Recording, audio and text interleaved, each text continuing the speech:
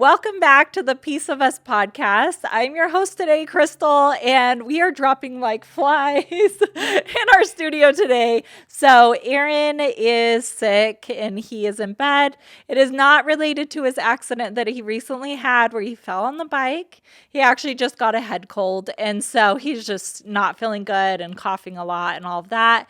And then Max woke up this morning and didn't feel good either. And I'm like, oh no. So we are So, avoiding them like the plague. And so you guys are getting me today. My name is Joe. yes. So, yeah, it's just Joe and I today, which is really interesting. But it's not just us because we have a very special guest joining us today. And so we have where you guys can write in on crazypieces.com and request. You could do topics, you could do things you want us to talk about, but you can also request to be a guest on the podcast.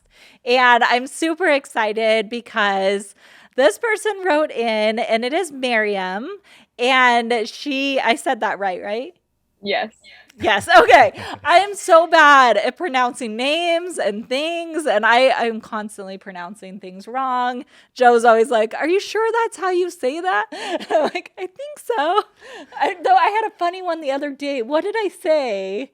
Like you narrow it down like there was one. No, there was one that I like wasn't even close, but you knew what I was talking about. It's a translation thing remember what it oftentimes. I was. can't remember what it was, but it's always kind of fun. It's like, did you was kinda mean funny. this? And yeah. But so if anybody out there, if Crystal does mess your name up, it is just because that is Crystal. So I don't know. worry You about know it. what? I think it's a genetic thing. I think my whole family. So my Aunt Bonnie the other day, we were driving in the car. This was a while ago, but we were driving in the car and a bird flew at the window. Yeah, and like hit the window and like feathers went everywhere. And she was like, "Oh no!" She's like, "I knocked all the leaves off that bird." And I was like, yeah, you did. And then I totally didn't think about it till later. And I was like, no, it's not leaves off. But it's constantly, our family's constantly saying things that I'm like, okay, we'll go with it. That makes I don't sense. They know. do that a lot as Just well. kind of makes sense. But It's kind of fun. But yep, hey, at least this time we did get Miriam's name right. So yes. you are on a roll today. Yes, let's keep the roll going because we're fine. Yeah, playing without Aaron and Max. So, okay, so she has an amazing thing that she is a part of, and I did a Zoom call with her the other day, and I just felt so inspired by what she does and just who she is as a person. So, welcome to the podcast, Miriam. Thank you. I'm enjoying having here. So, tell us a little bit about what you do and why you do it. I started volunteering with Royal Family Kids Camp when I was 16, and it is a worldwide organization that works with foster kids and the government to put on a summer camp for kids in the foster care community or if they've been adopted out of the foster care community. That is so incredible. So I have to say, like, I've had a little bit of experience with those summer camp programs. I did one when I was going to high school. It wasn't for foster children, but it was for just a diversity camp. And it was such an incredible experience, and it opened my eyes to a lot of things. And then as we've brought in foster kids, there's been one camp that they have where foster families and adoptive families can go to. And it was really cool because the kids could relate to the other kids there. And I know a lot of times the kids going through foster care can feel like they're alone or feel like nobody else goes through a similar situation. So tell me a little bit about like these camps and kind of what you guys do with them and how it all works. Yeah, so worldwide for the organization, the ages are 6 to 12. So and then too, if you've had a birthday, like we've had kids who they've had their 13th birthday at camp, they can come. I mean, like it's just we want everyone there. So at camp, it's a 5-day long camp. So we go Monday to Friday, and then volunteers get their Sunday night kind of set up and get everything ready for the kids. And at camp, we do a variety of things. One of my favorite things is we do a day-long birthday party. So it's everyone's birthday, typically the Thursday of camp. And that's because a lot of kids in foster care, like maybe they had a birthday party planned, but then they got moved or they didn't know where they were going to be. So we found the founders actually of camp started a camp and they learned it was a kid's birthday. And they're like, oh, like that's fun. Like let's like have a birthday party. And like, oh my gosh, I've never had a birthday party before.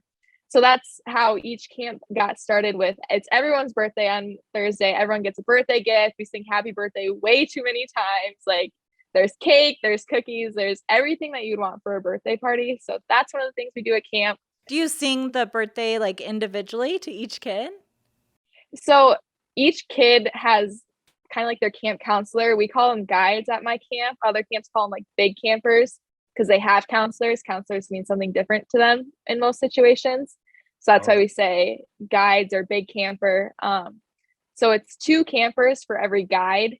And so then that guide sings it individually to them. And like even my role at camp is a GIT, so guide in training. So I take care of the like 16, 17-year-olds.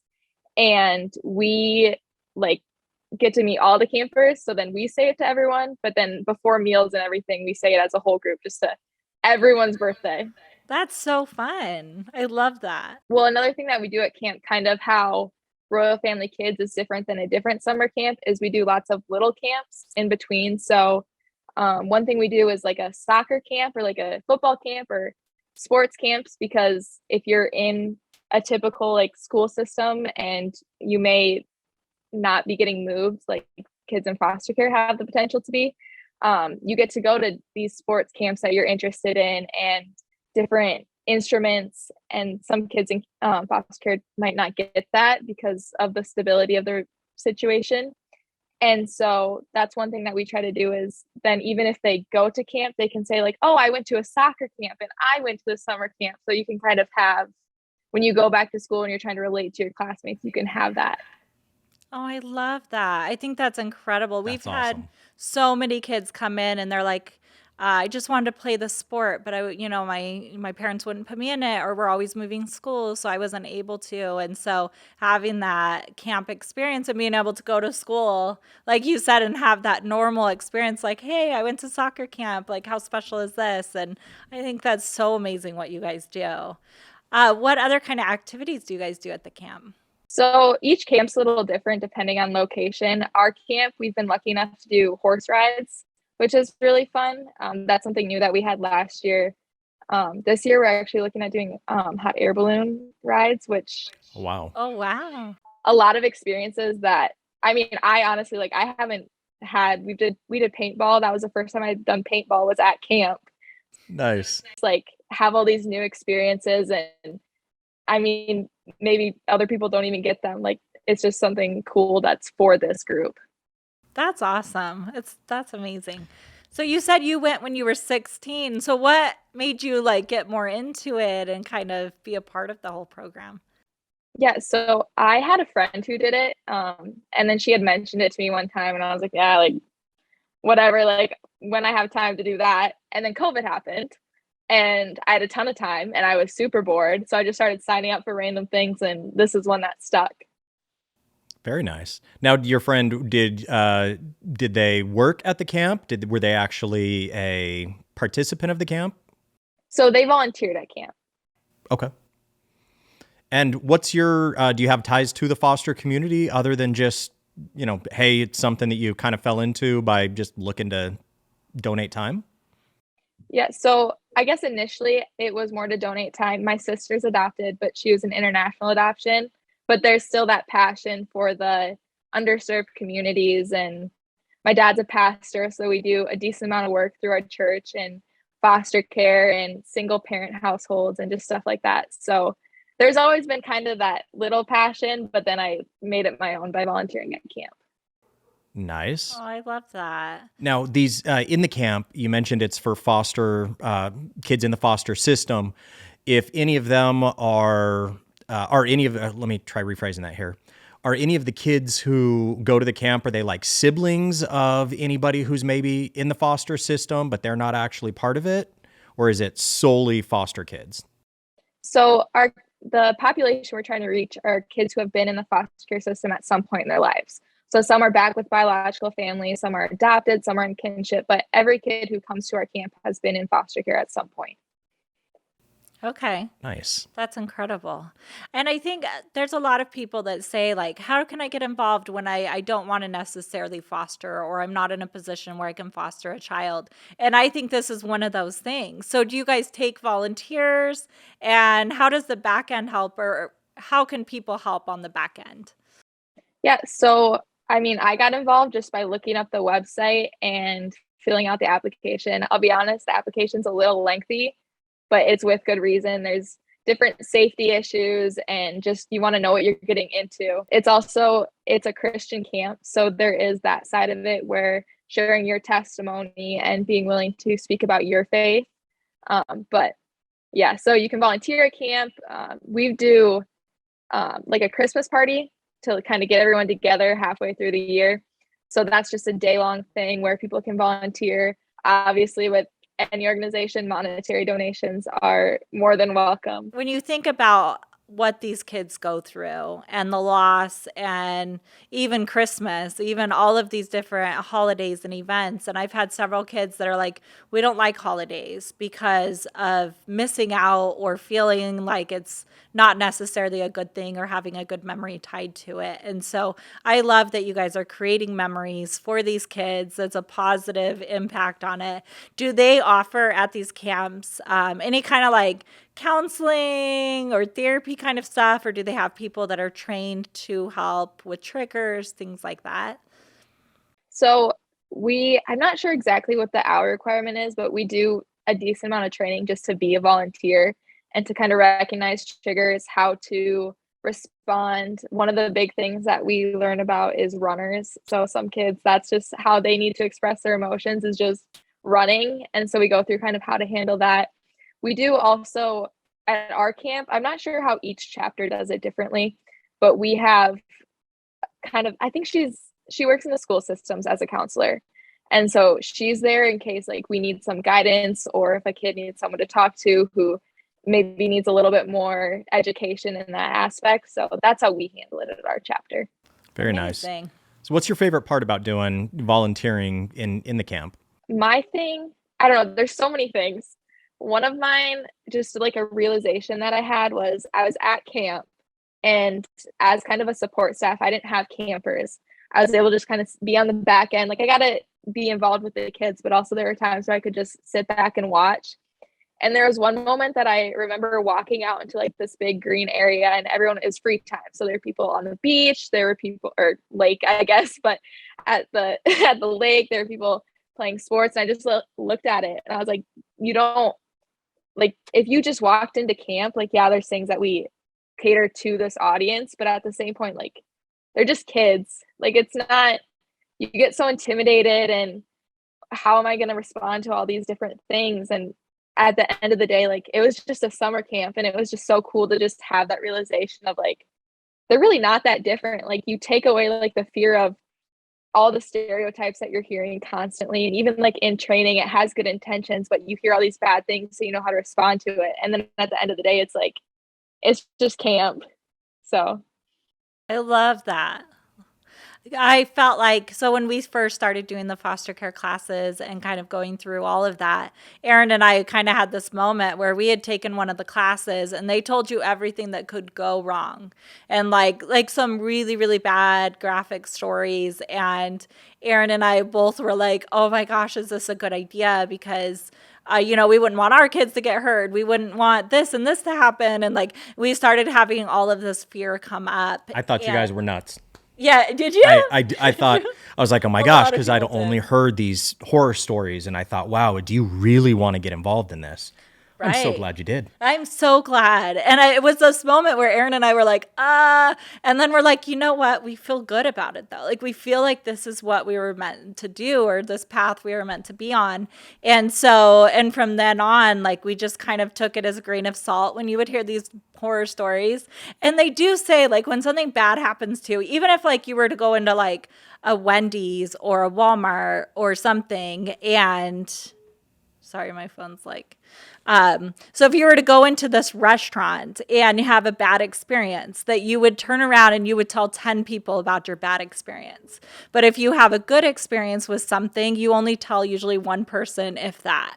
And so the negativity and the horror stories get spread so much more than these really great stories. And I think that's something that we really wanted to showcase, just in Crazy Pieces and our vlogs or our different things that we do is like, there's so much good. These are just normal kids. They're just normal situations. And they just want to be loved just like everybody else does. And so I feel like we need to turn that around and stop spreading the negativity stories and spread the positive, because I feel like there's so much good in the world and with, all of these kids, and they just went through something tough, but it doesn't mean they should be stereotyped.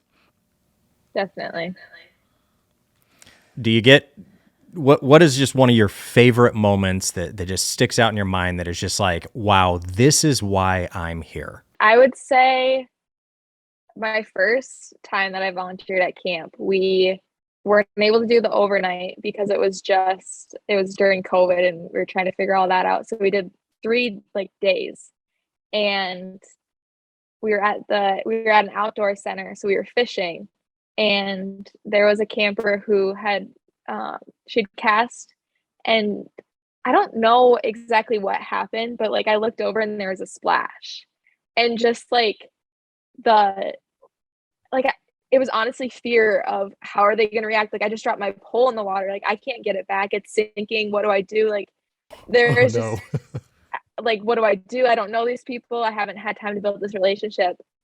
And one of the volunteers goes, here's another one, like here's another pole.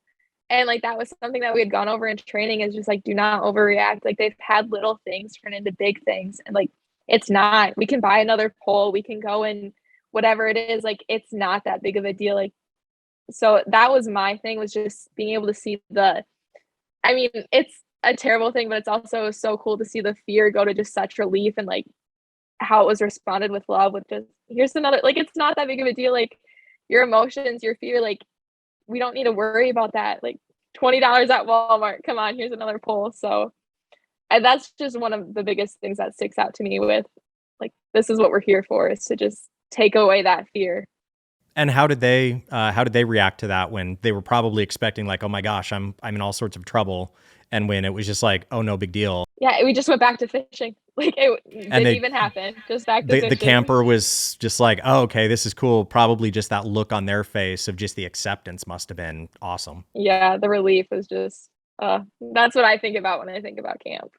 One of my favorite things too, and just kind of experience through foster care and like adoption and all of that, is I had a kid that had come in, and I was just talking to him like it was a teenager. So I was like, what is your goals? Like, what do you want to be when you're older? And kind of like going through his different things. And I remember he looked over at me and he was like, well, I don't really do goals. And I was like, why don't you do goals? And he's like, well, I'm probably just going to die at a young age. So honestly, I don't really need to.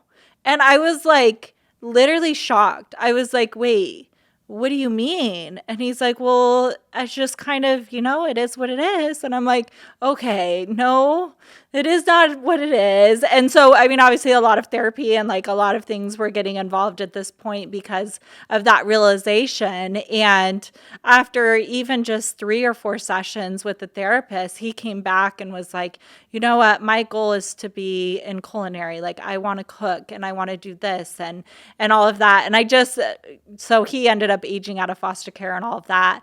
But we just recently got in contact with him like a couple days ago. He reached out to Aaron, and he is working at a restaurant, and he is doing so amazing and loves it, and just like this whole thing. And he was so proud of himself to be able to say like, look, I reached some of my goals that I have. And he talked about how important goals are. And so I don't know. That's probably one of my favorite things, is just seeing those changes. And I feel like with summer camps and different things like that, they can have those little realizations that they are bigger than what they have in their minds sometimes, and that they can create these ideas and memories and interests and hobbies out of these camps. Now you've been doing this for how long? 3 years. 3 years. Do you get to see a lot of repeat campers where they come back multiple years? Yeah, so we have 2 local chapters. So I volunteered with both of them. The difference in the populations was really interesting to me. One of our camps, we have a lot of returners. A lot of them are in stable homes. And then the other camp, like they work together, but just very different populations. With the other camp, it was a lot of new kids, a lot of just instability. So I was a guide for that. So I was assigned 2 campers. And one of my campers I had known from the previous 2 years.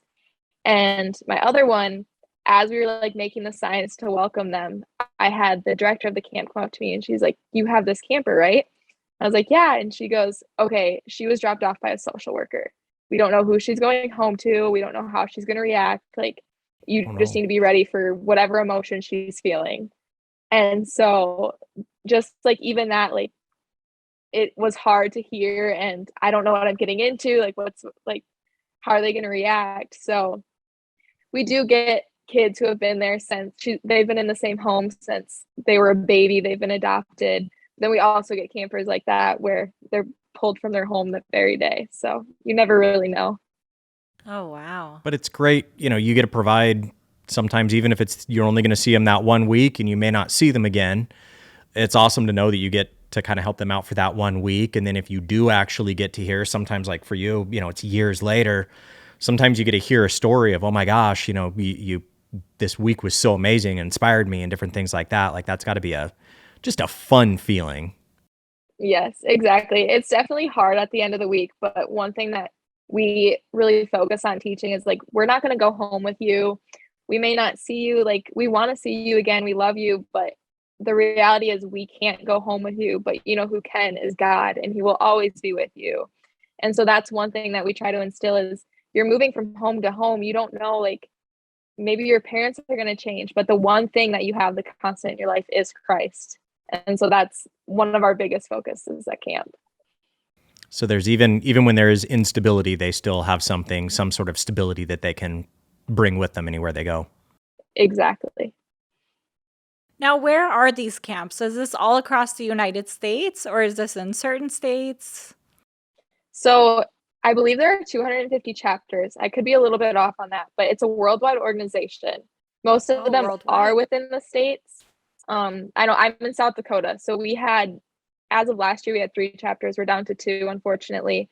But I looked to at Arizona just because I knew that's where you guys were at. They have 5 chapters there. So Oh, wow. it kind of varies. I believe there may be 2 or 3 states that don't have any, but otherwise they're in almost every state in the US.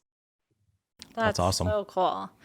So we will put a link to their website down below. And if you want to volunteer at one of these camps, that would be an incredible experience. If not, any other way that you can help out, check out their website for more information on all of that. But I wanted to say a huge thank you to Miriam for coming on the podcast and for telling us about this incredible thing going on and giving back and helping other people. It's such an incredible thing. And thank you just for doing what you're doing. Yes. You mentioned, I never tell a lady's age, so if you want to say it, that's up to you. But you mentioned you're pretty young, and a lot of times at your age, I was going to say kids, I'm feeling really old. But at your age, people want to go party. They want to go and they want to do all these things. And here you are actually making a difference. And so that is absolutely fantastic for you. Thank you so much for doing that, because it just kind of is one of those things that you're touching so many lives and you may not even realize it, but thank you. Of course. I love it. All right. Well, that is going to be the end of this Piece of Us podcast. Thank you so much for joining us and for listening in, and we will catch you guys next time. Bye. Or peace. Peace. I think we always end it with peace. I'm waving at the camera and realizing a lot of people aren't actually seeing this. They're listening to this. So bye, everybody.